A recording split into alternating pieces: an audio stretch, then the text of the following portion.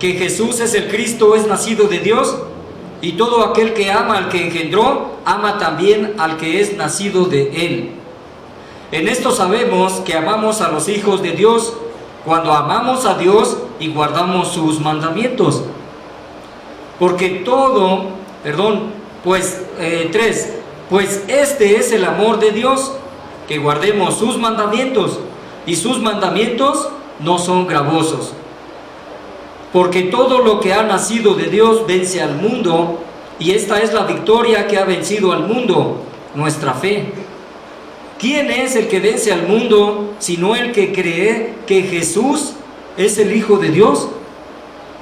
Versículo 13, estas cosas les he escrito a ustedes que creen en el nombre del Hijo de Dios, para que sepan que tienen vida eterna. Vamos a orar, hermanos. Padre Celestial, Señor Jesús, gracias por esta oportunidad que nos das de poder estar aquí reunidos en tu nombre. Gracias, Señor, por tu presencia. Gracias, Señor, por tu palabra, que como dice tu escritura, pues toda es inspirada por Dios y útil para enseñar, para instruir, para corregir, para redarguir, para que todo aquel varón, hijo tuyo, pues esté capacitado, Señor, para toda buena obra.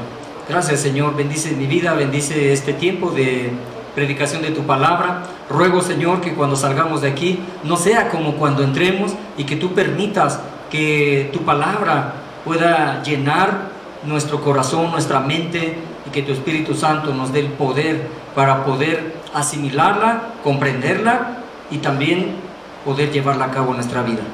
Gracias, Dios. Te alabamos, te bendecimos en el nombre de Jesús. Amén. Amén, amén. Hermanos, pues esta carta es del apóstol Juan. ¿Recuerdan ustedes que era el discípulo amado de Cristo? Sí, ¿verdad? El apóstol Juan también escribió otro libro en la Biblia, ¿sí? ¿Cómo se llama? El Evangelio de Juan, ¿verdad? ¿Ok? El apóstol Juan, aquí parece ser que escribió estas cartas, son 5 cartas. Bueno, es una carta con 5 capítulos. Este es el 5.º capítulo, y el apóstol Juan parece que la escribió en el año 95 después de Cristo, antes de que fuera exiliado y llevado a una isla. ¿Cómo se llamaba? La isla de Patmos, en donde Dios le dio revelación para lo que iba a suceder en el futuro. Y escribió también Apocalipsis, ¿verdad? Ok, ¿recuerdan ustedes un poquito de lo que se ha venido tratando en los temas anteriores? El pastor nos ha estado predicando algunos principios, de cómo nosotros, como cristianos, como hijos de Dios, debemos de vivir, ¿sí? Principios cristianos. Bueno, yo estando en el nivel de capacitación, soy maestro del número 3. Pues vimos unos temas y hablamos mucho del amor de Dios, mucho del amor al prójimo, y que de alguna manera Dios a veces nos permite poder darnos cuenta en qué podemos reforzar ciertas áreas en cada uno de nosotros, recordando que pues Dios nos ha llamado a pertenecer a su iglesia, ¿verdad? Levanten la mano, ¿quién de aquí ha recibido al Señor Jesucristo en su corazón como Señor y Salvador? Amén, amén, ¿verdad? Amén. Entonces esta carta del apóstol Juan es escrita para los cristianos, para los hijos de Dios, ¿sí? El Evangelio de Juan fue escrito para darle a conocer a Cristo, para saber quién es Cristo, a qué vino Cristo, cuál es la obra de Cristo, ¿sí? Pero las cartas del apóstol Juan fueron escritas para saber cómo vivir nuestra vida cristiana. Y bueno, el título de este mensaje es la seguridad de tener una vida eterna, o la seguridad de tu vida eterna. ¿Quién de aquí está seguro de tener una vida eterna? ¿Quién de aquí está seguro que nos podemos ir al cielo si ahorita me da un paro cardíaco y me muero? ¿O alguien de ustedes? No sé, ¿quién? Ok, pues de eso se trata este mensaje, de poder meditar y cómo el apóstol Juan nos habla de tal manera que nosotros tenemos que tener una seguridad de que tenemos vida eterna. ¿Sí? La vida eterna es difícil de poder comprenderla, porque ¿quién ha muerto y ha ido con Dios y regresado? Nadie, ¿verdad? Pero por medio de su palabra nos podemos dar cuenta, porque decía Jesucristo que la vida eterna es una vida donde no hay sed, no hay hambre, no hay frío, ¿verdad? Donde hay paz, donde no hay sufrimiento, donde al contrario hay gozo, ¿verdad? Donde se va uno a estar en la presencia de Dios. ¿Por cuánto tiempo? Por una eternidad, por todo el tiempo. No conocemos exactamente qué es la eternidad. No conocemos. Una vez el pastor nos puso un ejemplo, ¿no? Un hilo de 100 metros, estíralo, y apenas un puntito, un cachito de ese hilo es nuestra vida que tenemos nosotros, ¿no? Pero de aquel hilo inmenso que no termina jamás, esa es la vida eterna. No sabemos, pero tan solo el decir una vida eterna como Dios, que es el alfa y la omega. Para Dios no existe el tiempo, Él es el principio y Él es el fin. Pues estaremos con Él por una vida eterna.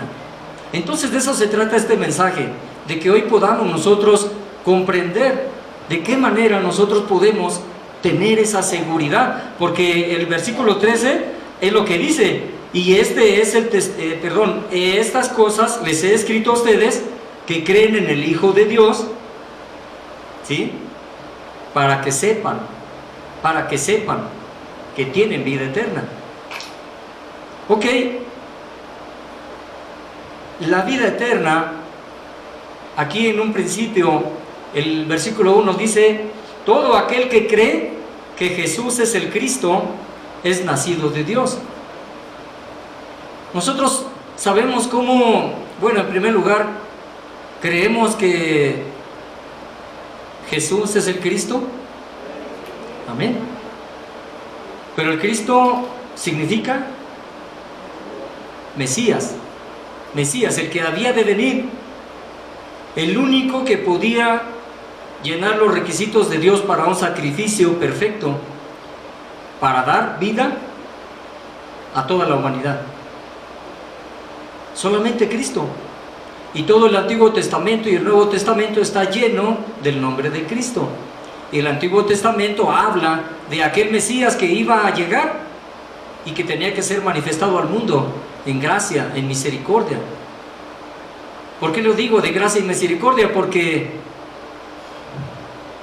Jesucristo es Hijo de Dios, el único Hijo de Dios. Pero también Jesucristo, la Biblia nos habla de que tenía que venir. ¿De qué manera?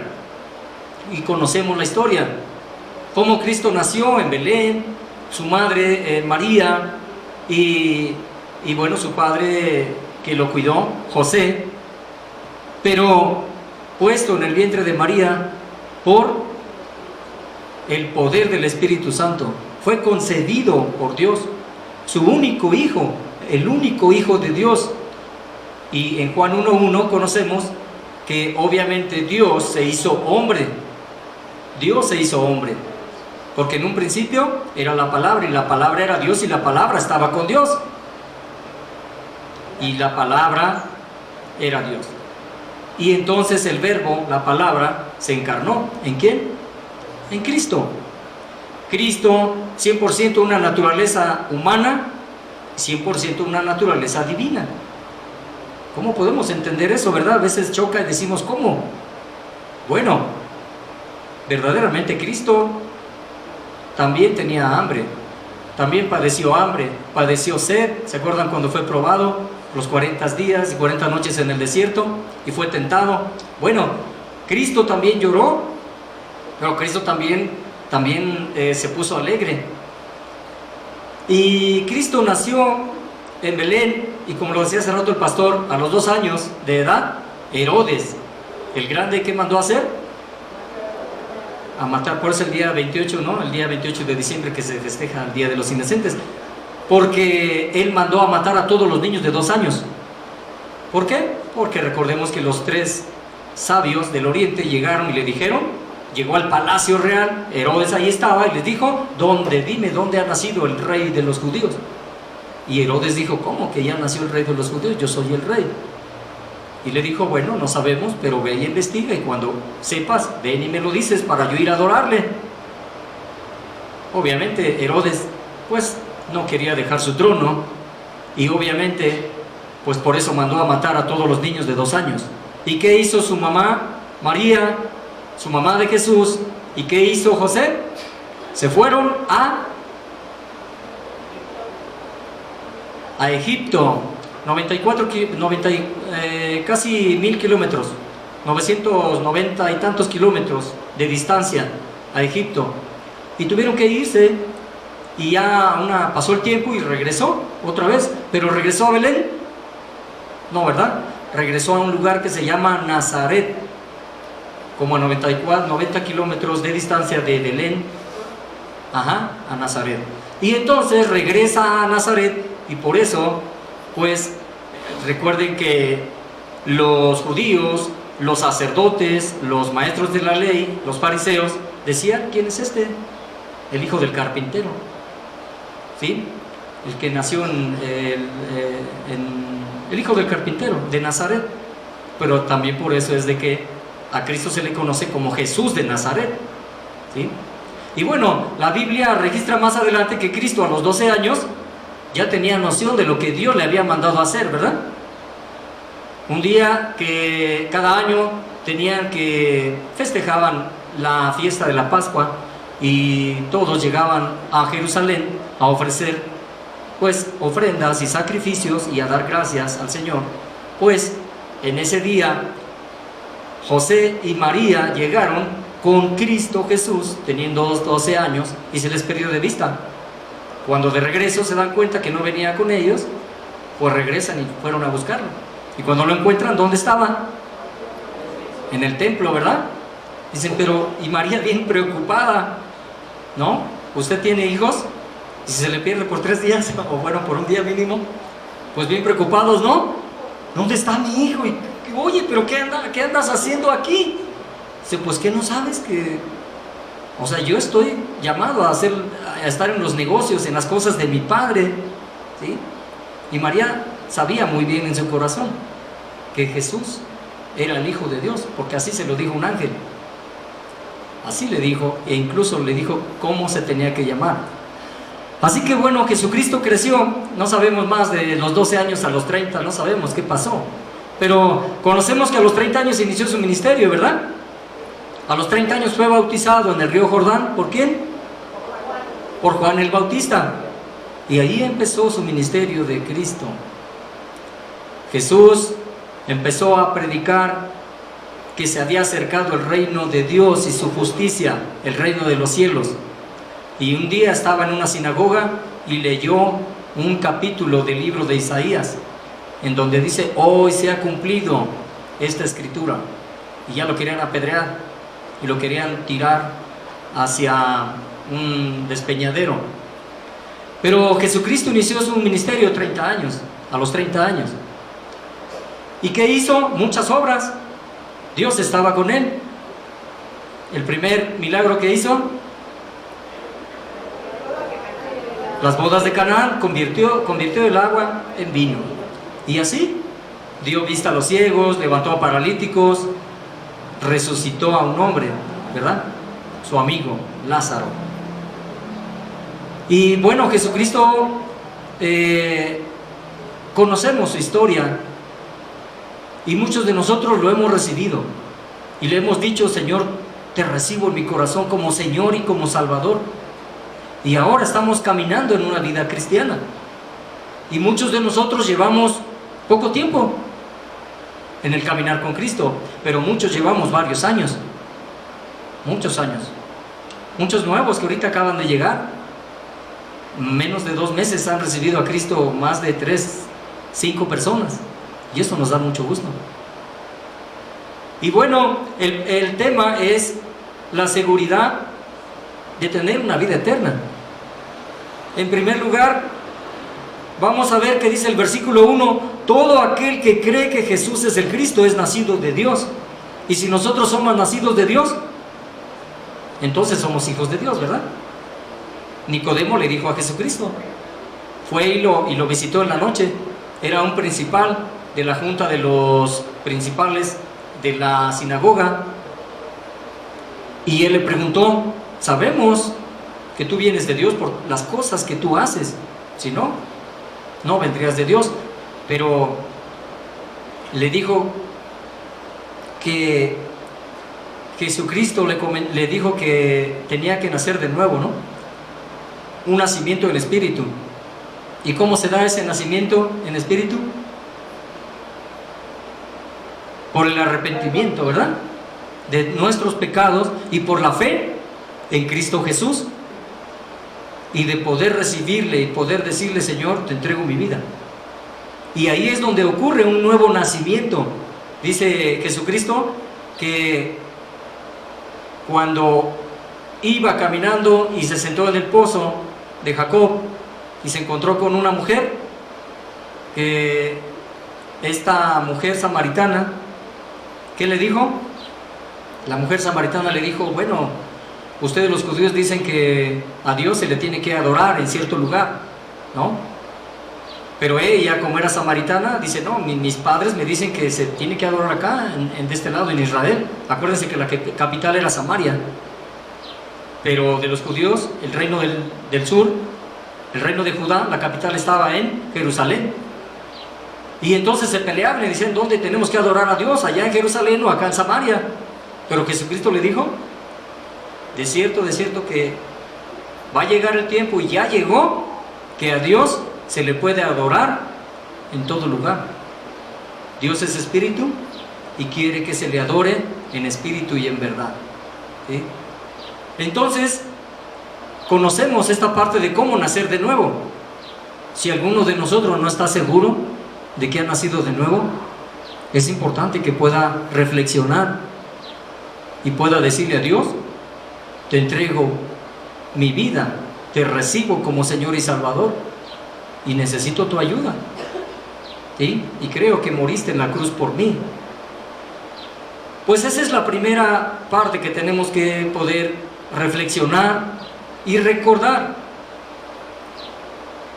Y entonces dice aquel, y todo aquel que ama al que engendró, ama también al que es nacido de él. Estamos hablando de un comportamiento cristiano, de cómo nosotros como hijos de Dios debemos de caminar, debemos de pensar, debemos de hablar, debemos de actuar, ¿verdad? Y dice aquí la palabra de Dios, y todo aquel que ama al que engendró, ama también al que es nacido de él. ¿Qué quiere decir? Que todo aquel que ama a Dios, también ama al que es hijo de Dios. Como hermanos, el primer mandamiento y más importante, dice la Biblia, amarás a Dios con toda tu mente, con todo tu corazón, con toda tu alma, con todas tus fuerzas. Y el segundo, no menos importante, amarás a tu prójimo como a ti mismo. Y aquí nos está llamando a amarnos unos a otros, pero no un amor como el del mundo, ¿verdad?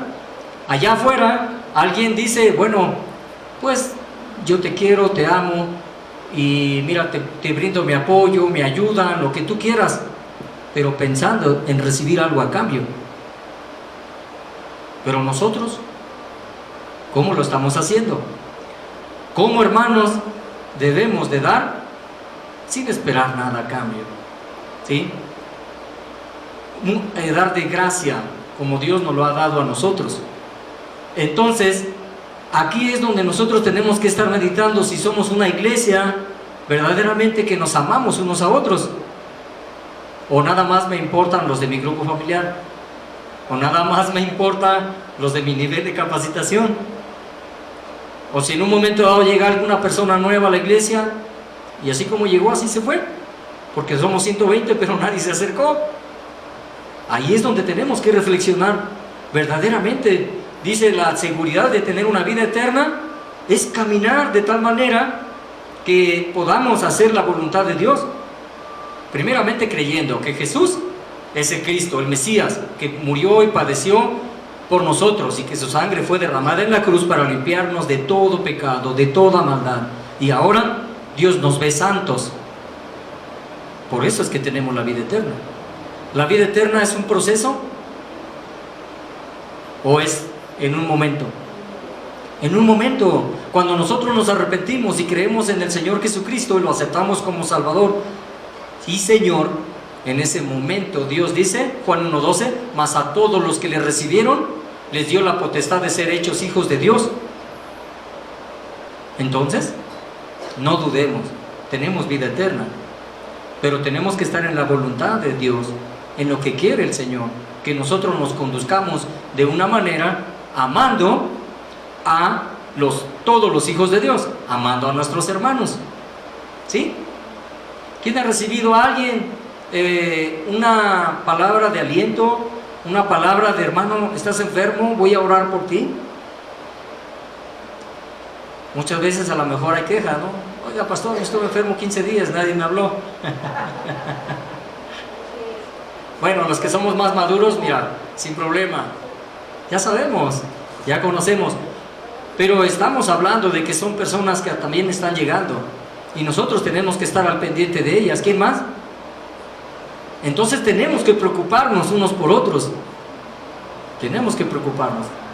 Eso es lo más importante. Bueno, la unidad de la iglesia, que verdaderamente sintamos dolor por la necesidad o lo que está pasando mi hermano o mi hermana, y también reírnos, también gozarnos cuando hay un cumpleaños, cuando a alguien le va bien, hermano, qué bueno, gracias a Dios. Pero cuando la está pasando mal, como que nos damos la vuelta, ¿verdad? Que Dios te ayude, mi hermano, voy a orar por ti nada más.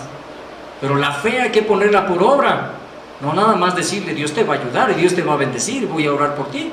No, Dios quiere que ayudes a tu hermano. Si tienes las posibilidades, ayúdalo. Vamos de paso, somos peregrinos de este mundo, nuestra nacionalidad está en el cielo.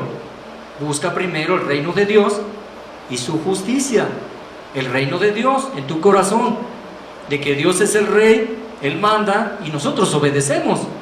Y si Él nos dice que el que ama a Dios, dice Dios, si me amas a mí, entonces vas a amar a todos los hijos de Dios. Reflexionemos en eso. Amarnos unos con otros.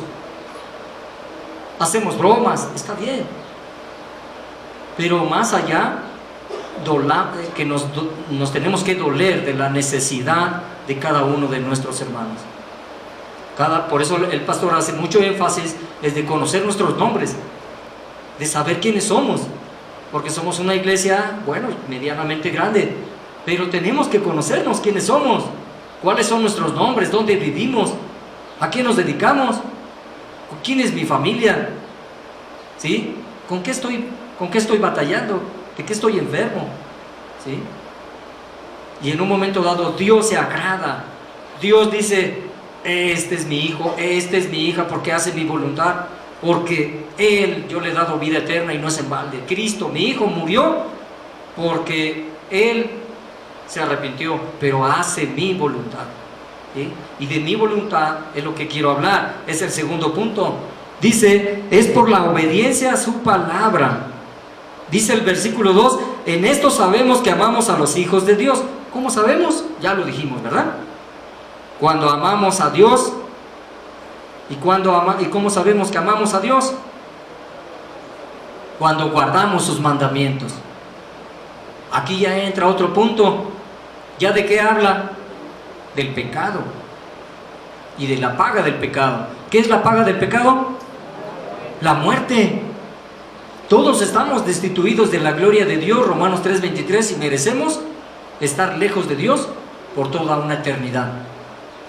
La Biblia habla de que se nos van a dar cuerpos a los creyentes y a los no creyentes, y que los no creyentes van a vivir una eternidad lejos de Dios en un sufrimiento eterno. Es muy fácil poder cuestionarlo, porque no lo vemos, pero es espiritual. Y no vamos a tener nada con qué defendernos ante Dios cuando estemos en su presencia y le digamos: Señor, ¿por qué no hiciste mi palabra? ¿Por qué no te comportaste como yo te dije? Yo te aseguré que tenías la vida eterna. Mi hijo murió por ti, mi único hijo, mi amado hijo, en quien tengo yo complacencia. Él tuvo que morir por ti, y te dije que tenías que comportarte como yo te dije, guardar mis mandamientos. No vamos a tener cara para decirle al Señor: no sabía, Señor. Entonces tenemos que meditar en cómo nosotros podemos guardar los mandamientos. En primer lugar, necesitamos la fe. Si no creemos que Jesús es el Cristo, el Mesías, si no creemos que Jesucristo es el único Hijo de Dios, si no creemos que Jesucristo murió, pero resucitó y está sentado a la diestra de Dios, ¿qué creen? No vamos a guardar sus mandamientos. Necesitamos la fe, como aquel niño que vuela una cometa y hay muchas nubes, no se ve, pero está ahí, y le dicen al niño: ¿y qué haces? Volando una cometa, un papalote. Pues yo no veo nada. Pues no veo, yo tampoco, pero siento que me jala el cometa. Y así es Dios, no lo vemos, pero sentimos. El Espíritu de Dios habla a nuestro espíritu diciéndonos que ahora somos hijos de Dios, que tenemos vida eterna y que tenemos que comportarnos como hijos de Dios, y que ahora no somos del mundo. Lo vamos a ver más adelante, que ahora tenemos que obedecer sus mandamientos. Pero ¿se puede dejar de pecar? Esa es la pregunta. ¿Se puede dejar de pecar? ¿Podemos dejar de pecar? ¿O no podemos dejar de pecar? Porque según la Biblia dice que todo aquel que está en Cristo Jesús, nueva criatura es. Las cosas viejas han pasado de aquí, todas son hechas nuevas. Y ahora, el que está en Cristo Jesús, ya el pecado ya no se enseñorea en él. Es más, lo dice el apóstol Juan. Pero aquí hay una diferencia de poder comprender cómo es que Dios quiere que vivamos una vida cristiana en obediencia a sus mandamientos. ¿Cómo? La palabra de Dios dice: no debes de estar practicando el pecado. O lo que tenemos que entender es que tú y yo vamos a seguir pecando, pero hay una diferencia en el cual nosotros pecamos con alevosía y ventaja y volvemos con ese pecado. Voy a Dios, le pido perdón, me arrepiento, pero vuelvo a ese mismo pecado, vuelvo a cometer la misma situación.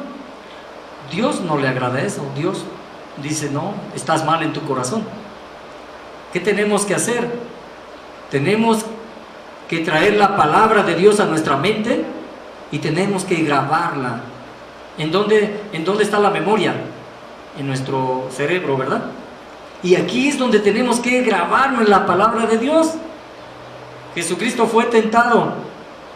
Después de ser bautizado, el Espíritu, dice la palabra de Dios, lo llevó al desierto y estuvo 40 días y 40 noches en el desierto. Y cuando hubo pasado este tiempo, mucha hambre tenía, y el diablo vino y lo tentó. Dios no tienta. El que tienta, ¿quién es? El diablo. Viene y le dice: ¿tienes hambre? Y eres hijo de Dios, convierte a esa piedra en pan. No nada más dice Jesucristo, con la Biblia le contesta: no nada más de pan vivirá el hombre, ¿verdad? Sino de toda la palabra que sale de la boca de Dios. Y toda la palabra que ha salido de la boca de Dios está en la Biblia. No hay otra. Así que si nosotros memorizamos la palabra de Dios, vamos a poder defendernos ante el diablo en una situación difícil. También dice la palabra de Dios que la Biblia, la palabra es la espada del Espíritu. ¿Sí? Efesios 6, la armadura de Dios. Y viene una serie, ¿no? La fe, el casco de la fe, la coraza de la justicia, el cinturón de llevar el evangelio, el cinturón de la verdad, las botas del evangelio y la espada, que es la palabra de Dios. ¿Cómo nos vamos a defender? Porque la lucha no es contra nosotros, ¿verdad? El diablo está sobre de cada uno de los hijos de Dios, haciéndolos, queriendo que caigan en la tentación. Pero ¿cómo vamos a poder hacerlo? Cuando nosotros grabemos la palabra de Dios en nuestra mente y de ahí la bajemos a nuestro corazón.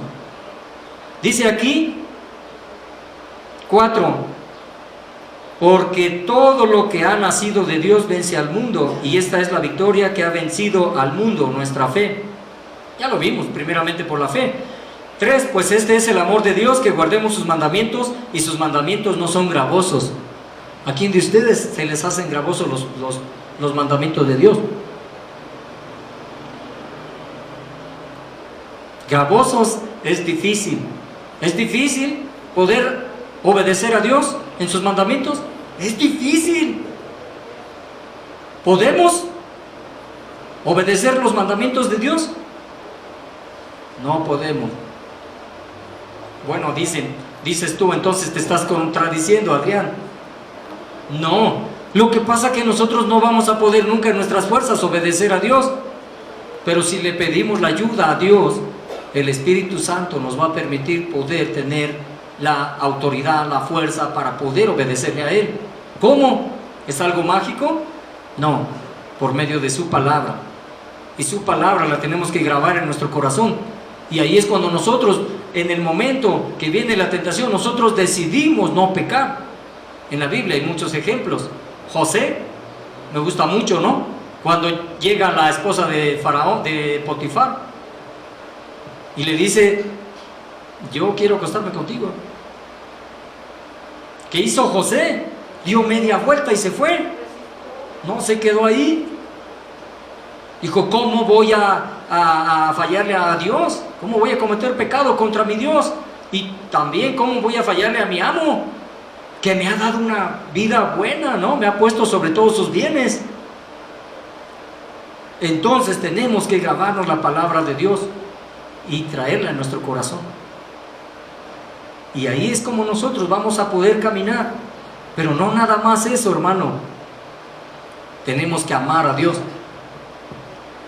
Si nosotros no tenemos en cuenta el sacrificio que hizo Cristo en la cruz por cada uno de nosotros, por la fe, porque no lo vimos, pero está escrito y lo creemos, entonces vamos nosotros a amar a Dios, porque Dios nos amó primero. No importa cómo seas, no importa quién seas, no importa lo que hayas hecho, Dios te ama y Dios me ama. Y Dios me amó, Juan 3:16, porque de tal manera Dios amó al mundo, que entregó a su único Hijo, Cristo Jesús, para que todo aquel que crea en Él tenga vida eterna, ¿verdad? No perezca, tenga vida eterna. Si no le amamos a Dios, difícilmente vamos a poder obedecer los mandamientos de Dios. Y muchas veces ahí nos podemos preguntar: ¿yo le amo a Dios? Y ahí es cuando decimos: Señor, perdóname, porque nomás digo que te amo, pero verdaderamente no te amo. Mira, nuestro amor es algo físico, algo que está aquí en el mundo. Dios, me das vida eterna, yo te amo. Dios, tú haces algo por mí, yo te amo. Dios, me das trabajo, yo te amo. Dios, me resuelves mi problema de salud, entonces te amo. Entonces, ¿no? Pero cuando se resuelve el problema, cuando Dios me da un trabajo, cuando Dios me da la salud, entonces me doy media vuelta y me voy. Mal enfocado. Tenemos que enfocarnos en Dios. Por eso es el primer mandamiento: amarás a Dios con todas tus fuerzas, con toda tu mente y con toda tu alma, ¿verdad? Tenemos que amar a Dios, verdaderamente amarle, y amarle es poder hacer sus mandamientos y decirle: Señor, no puedo, ayúdame, ayúdame, batallo, soy orgulloso, soy vanidoso, soy envidioso, no sé, mi carácter es impulsivo, o me gusta la mentira, o me gusta fumar, o me gusta tomar, no sé. Pero Dios va a hacer la obra. Dios va a hacer la obra en ti y en mí si nosotros disponemos nuestro corazón a Él, si nosotros entregamos nuestra voluntad a Él. Porque fe es eso, tener fe en la Biblia y tener fe en Dios y tener fe en Cristo es entregar nuestra vida a Dios y decirle: Señor, haz tu voluntad. Ahí es donde nosotros decimos: Señor, no tengo para dónde hacerme, y si tú me estás llamando a capacitarme, me vengo a capacitar. Y si tú me estás llamando a servirte, vengo y te sirvo. Y si tú me estás llamando a que yo sea parte de un grupo familiar, parte de un nivel de capacitación, parte de algo, aquí estoy, toma mi vida. Y entonces el Señor hará, y jamás te faltará pan, jamás te faltará vestido, calzado, jamás estarás enfermo, pero el Señor te levantará y serás bendecido,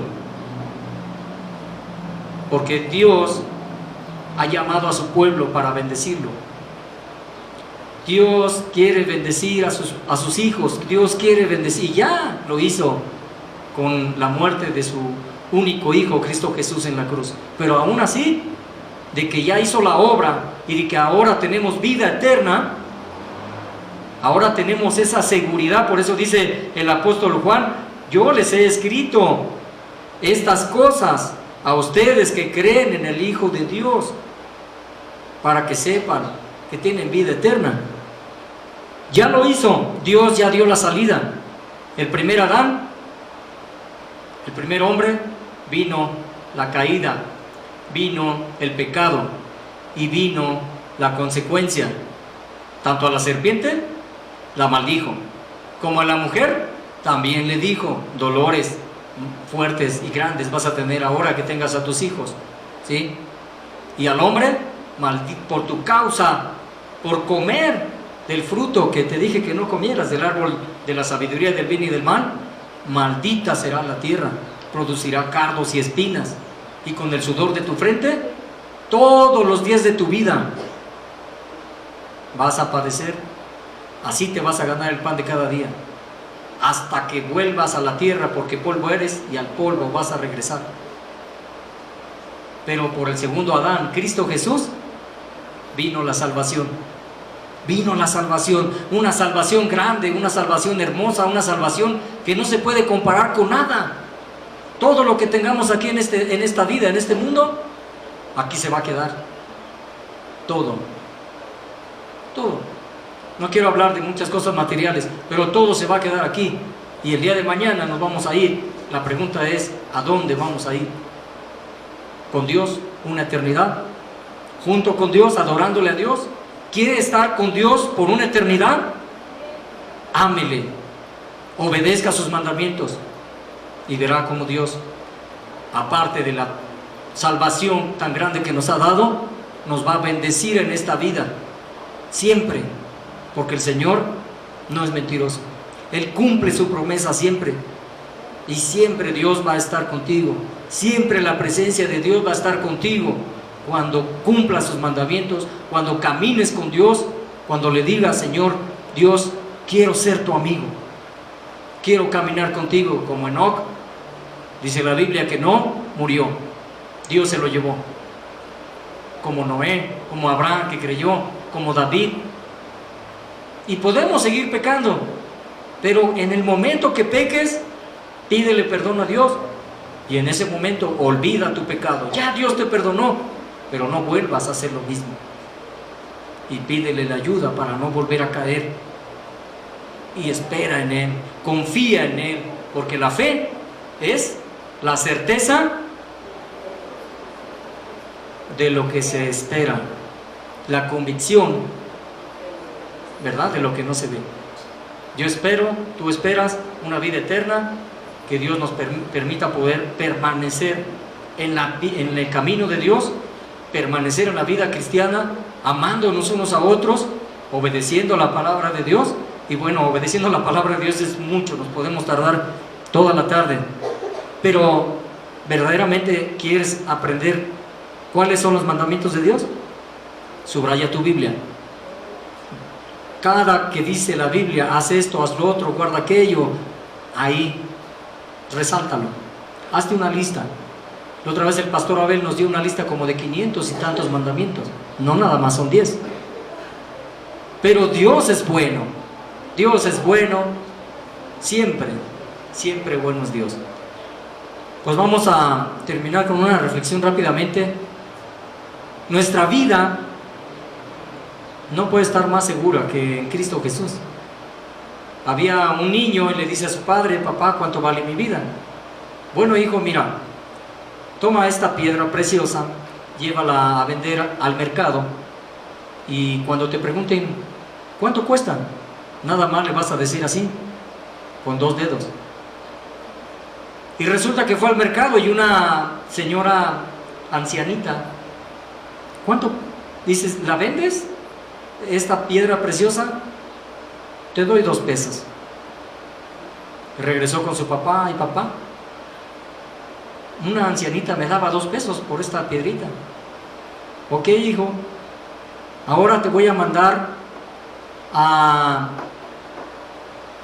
un museo, y también vas a poner ahí a vender esa piedra, a ver cuánto te dan. Igual, les dices que vale 2 dedos. Y ahí llegó una persona que muy conocedora de pinturas y de todo esto de arqueología, y vio al niño con la piedra y dice: ¿cuánto cuesta?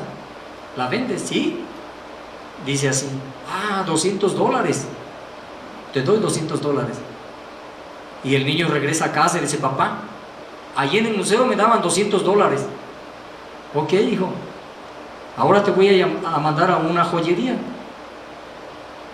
Y sí, fue el niño a la joyería, puso en venta aquella piedra preciosa, y un joyero la ve y dice: oh Dios, esta piedra es la que he estado buscando por toda mi vida.